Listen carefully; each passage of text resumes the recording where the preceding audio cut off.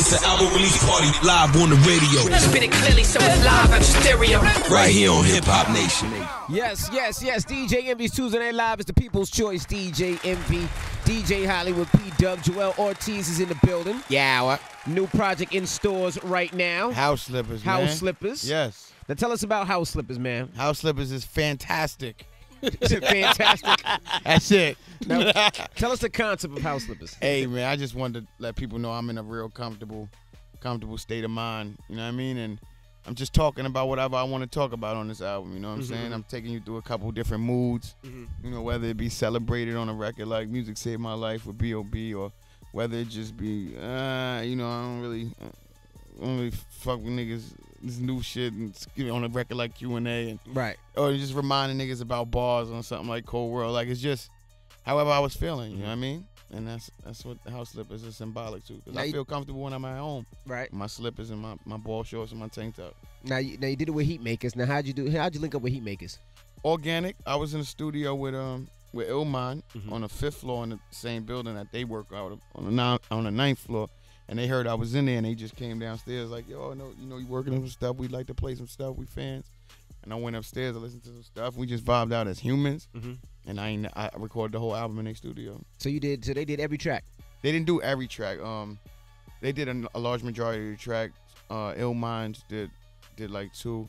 My homie Frequency did one with M's. They co-produced my dude M's, and Shy Money XL did one. Okay, now with Joell Ortiz, now is there any difference from the Joell Ortiz project opposed to Slaughterhouse? Like, which one do you prefer better? Which one do you like better? Which one is that you be like, you know what, I like this one better?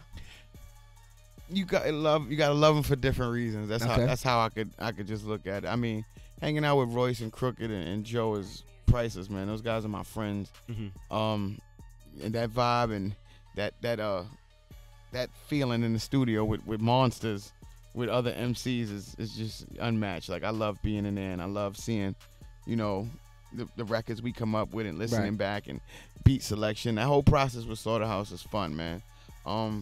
Doing a solo thing is what I came up doing. Right. So I'm most comfortable with doing that, and I miss that. You know what I mean? Like it's been a while. I've been on the Slaughterhouse ride for 5 years now. Right. And you know, it's been a second since I did a solo, so you know, getting back in there, getting my feet wet, remembering like it was all on you. You got to keep people interested, right, for these verses and this chorus, and it's all coming out your mind. It's not inspired by a Royce hook or a Crook verse or a Joe argument. Right. Yeah, I mean, it's just you. So, I mean, but that's the dynamic of the group. That's what made us special. Was that, you know, we were 4 individual artists that were respected on solo levels first. So, I mean, I'm just back at it. Are y'all gonna do another Slaughterhouse album with M or? Yeah, we definitely. M's dropping his 15-year Shady Record anniversary album in November, and then we'll be coming shortly behind that. We had recorded an album already, and then we did Road to Total Slaughter, and then that did its own little thing and had its own little life, and we had to see that through. And now we're working on season 2 of that, and Are you gonna battle on that one? That's where we at right now. That's what's on the table. They trying to make me battle. Battle who? A battle rapper or you know, because there's a difference. Like, you know, those guys or punching bag. Do that for a living. Like, you know, that's kind of difficult. Like, it's like if I battled a battle DJ, you know what I mean? Yeah, I started off a battle DJ, but I ain't do it in like a long time. Right. So to get back and do tricks, I'm old. You know what I mean? I'm rusty with that. I think I would catch them battle niggas though. Yeah? Yeah. I'm gonna tell you why, because my whole fucking career has been a battle. Right. Like I need you to understand. Joe has been too though. Like I've always rapped with this fucking like my back against the wall attitude. Like like everybody trying to jump me because how hard it was just being accepted. Like this might sound funny, but I was the he's nice for a Puerto Rican for a long time. Absolutely. So I was always like, all right, cool. Like I'm gonna have to pack niggas up every time I get on these verses. Like I gotta remind niggas, like I'm just nice. Like don't put me in the Latin rap venues only. Right.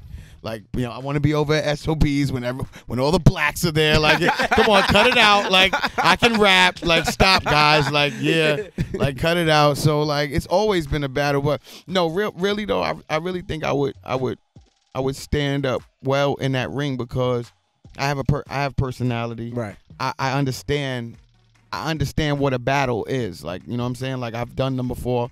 I know what goes into. I mean, I know that what you say is dope, but it's only as dope as how you deliver it. Right. How you perform. It's a big old like stage show, bro. Okay. Like, you know what I'm saying? I'm a clown. A lot of people don't know that. Like, so I could definitely get some. I would definitely make some people get laughed at, and I would definitely have some oohs and ahs. And I'm a crowd controller. I'm a showman, so right. I think I would do well. Now, at one time, Joell, you was, and this is a pause.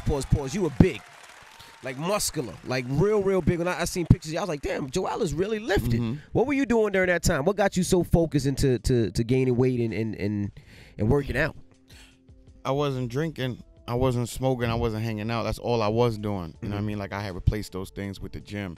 So, whenever I had some downtime and I wasn't in the studio, I would just go work out. I would put beats on, in the headphones, just zone out and just work out. And before you knew it, it was just like, I got the genetic build, like, that it just was happening. Like, oh, shit, like, you know what I mean? And I looked up and I was just, like, cut up and all types of stuff. And I'm going to do that again this winter, I already know, because I miss it and it's fun.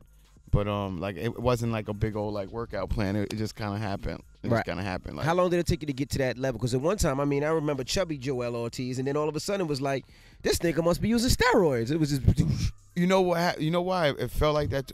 That's probably why like it looked like that too, because I was such a heavy dude and unhealthy dude, and then I went cold turkey on like all the things that was messing me up, right? Like, you know what I mean, cigarettes and alcohol and hanging out and all that combination sucks, and eating bad, and it just sucks. So I was walking around unhealthy. So like to cut all that stuff out and then just like drink only water, eat the chicken salads and the no carb and the real super low carbs, and like run twice a day and then lift in the night and like do calisthenics in between. Like, it was like a total transformation. So it was just like, what's going on? Like, right. But it was just a lifestyle for me, and it took it wasn't overnight though. It took 18 months. 18 months. Yeah. Well, that was a long time. Yeah, I was really, really into it, man. Like, it was like a newfound high. Right. You know what I'm saying? Like, it was like, wow, like, oh shit, I dropped something on the floor in my crib and I'm gonna pick it right up. Right.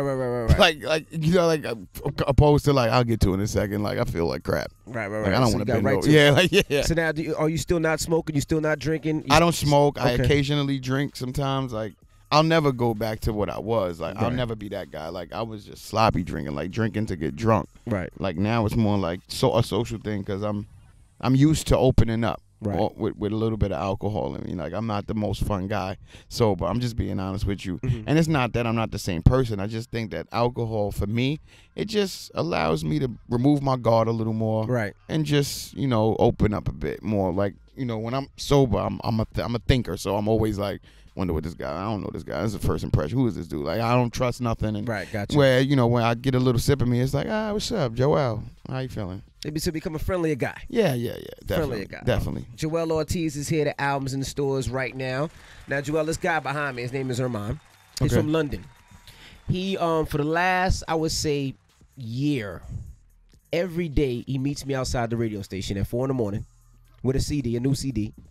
And when I leave, he's there with the same CD, just there every day to grind. He's a rapper. He's from London. And I'm going to let him spit for you. He's a fan of yours, so he wants to spit for you today.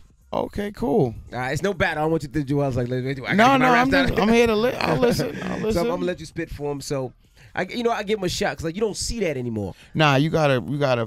Every day, rain, sleet, snow. He's out there like, here's a CD, yo. Just listen to my CD, yo.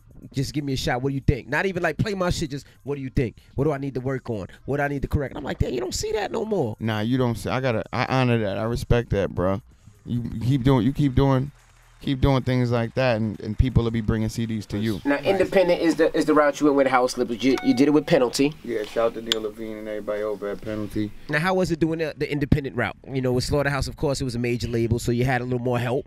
Yeah, but I had already released solo projects with E1, formerly known as Catch, so I know the indie circuit, and it's not really much difference for someone like me. God bless me, because you know, like you said, like I've been on a major route and stuff like that. So I still have those relationships and those friends in powerful places that can help push things along. So it's independent only on like my pockets. Right. So now, so when you say independent on your pocket, so you have to invest in your own project. You pay for everything, but you get a bigger percentage of the pie. Yeah. You know what I'm saying? Which is fine because I was always a hustler. So I don't mind. Like now I don't need the big loan. Right. You know what I'm saying? So, and I believe in myself more than everybody else. So absolutely. I already know what it takes to, to get things to the next level, and House Slippers is already a success. Now, how is performing? Because usually you perform with your brothers. Yeah. And it's, you got to do one verse, keep it moving. Now you got to do 3 verses, hooks. God. I just run up and down the stage. I just did SOBs on the release day, the 16th. Like it's just a lot different than like because you could like walk off, take a sip of water, right? Hey, y'all rock out. Then I come from the back like special. Oh, it's my turn, right. And then do that again. Now it's just like nah, like here we go, ready, hour and a half, go. Right. Like so, I'm happy. Like how was your show the other night? At it was first. Thank every fan for coming out. It was a sold out event. No openers, so they was just there for just House Slippers, and I just felt blessed because it's been such a long time since I.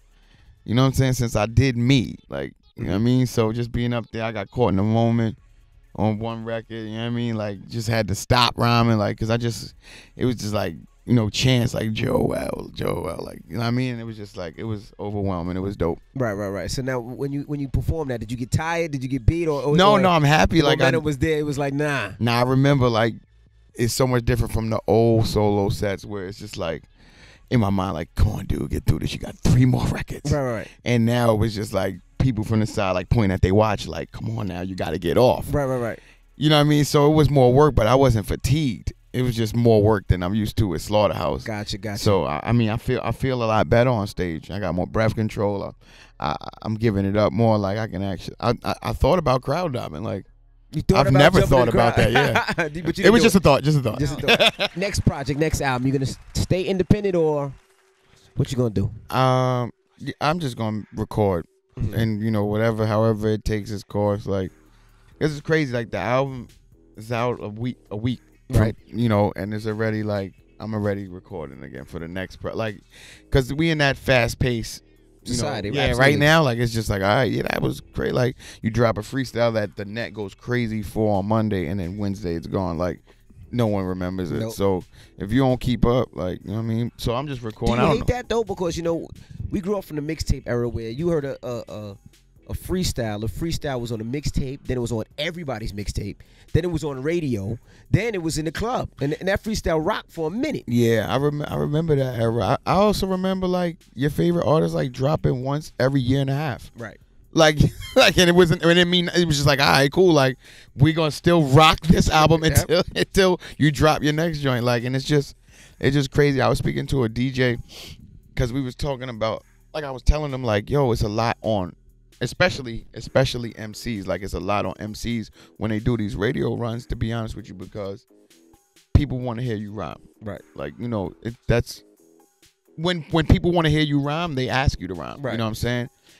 And then you're keeping up with that, like especially when you like busy, like super busy, like on a radio run and stuff like that, you don't want to recycle. And then you have absolutely no time to memorize a rhyme, right. A new rhyme, but you still want to be fresh and you still want to let people know that, yo, I'm in tip-top shape and things like that nature. And he said that I commend that because I ran around the country with somebody in 1995 and they did one rhyme in every radio station. And they lit it up. And no one knew. No one knew because the internet wasn't that big. So the one we did in Richmond, we did in Oakland and Denver, and it was just like, this nigga's nice. And that was the same rhyme over, and he remembered it and everything. Now, like I'm like on the way to like shows, like trying to put together something. Like, what the hell can I say here? Like, oh boy, here we go. Like, and then that's why I don't knock the niggas that's running with the phone shit because, I mean, unless you knew, right? Because when I was new, I had 173,000 rhymes. Right, because I don't have I'm on the grind. Like nobody's heard anything. All right, but like when you recording projects and touring and doing stuff like that shit is rough. Right. That shit is rough. Well, the album's in the stores right now. I'm gonna let Ermaine, if you just joined us, Ermaine is a guy. Come on, get to the mic, Ermaine. He's a guy that so tell him the story. What exactly? He's from London. Okay. He's in school, taking classes here abroad in the U.S. He's a rapper. He found the radio station, the Breakfast Club. He comes out there every morning. I call him my security. So he at 4 o'clock in the morning, he meets me at my car. Faithfully. Walks me to my car. I do my job. I get off about 10 and, I do prep and everything. So I leave about 12. And he's out there at 12, walks me back to my car. Always has a brand new CD, a different concept. And he just likes to rap. He's from London, and that's his thing. I admire that, my young Every friend. day. It could be raining. He's out there. Sleep. He's out there. It could be snowing. I'll be like, I ain't gonna see this nigga today. He be out there. That's amazing. You really want this, huh? You turn his mic on. Yeah, come on, man.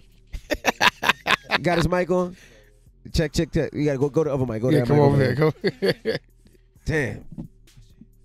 So it's like, I try to give him a shot because I haven't seen this in a long time. That's amazing to me, man. He did. I think he did Charlamagne the God show one time, and I was like, I got to get him up here just to let him rap and let him spit. So we gonna let you spit some bars. You got your headphones? Yeah. We gonna get you together. What's his name again? Ermaine. He's from London. Make sure your mic's on. Yo. There you go. He got the London bloke accent. Bloke. Hey. Young bloke. Like. London bloke. All right, let's go. Yo. Hey. Look. Yeah. Look. Yo. So much in my brain, I wonder how it all fits. While I sit and think about the days I call this my dream, when it feels more like my nightmare. Looking at my life and I'm feeling quite scared. No deal by the end of the year. Then I'm back in Mitcham living lost without no career. Be a failure for sure. What I spit is raw while my niggas spitting raw. Tell me what you do this for. Gotta get my niggas out the trap. So it's deeper than the money, deeper than the rap. See, I can't let the judge throw the book at my homie. That would haunt me. Now he acting holy cause he facing 35 to 40. Tell your story, nigga, is what he gon' be telling me. And to ease the pain, I might just start to drink the Hennessy. And I know this isn't me, but it's too late right now. And I'm feeling like I'm cold in this two-face right now. So it's crunch time, gotta grind, no time to get some rest. I know it's messing with my health, I'm living with the stress. I'm trying to make the most from less, no time for questions now. I just hope a nigga learn from all his lessons now. Yeah. Nice. All right. I'm not mad, man. All right. I'm not mad, G. That's that London in him. That's that grind, too, that bloke life. Well, I appreciate you joining us, Joell Ortiz. House Slippers in stores right now. Make sure you go get it. I appreciate y'all, man. Yeah, man, download that on iTunes, man, Amazon, Google Play, at Spotify, go in Best Buy, FYE. It's out there. You can pick it up, man. They do have stores. You can go to stores and buy it. You don't have to just download it. Still physicals out there. Yeah, you can go get it. I appreciate you joining us. Thank you, man. Appreciate you guys. You know what it is. DJ Envy's Tuesday Night Live. Let's go.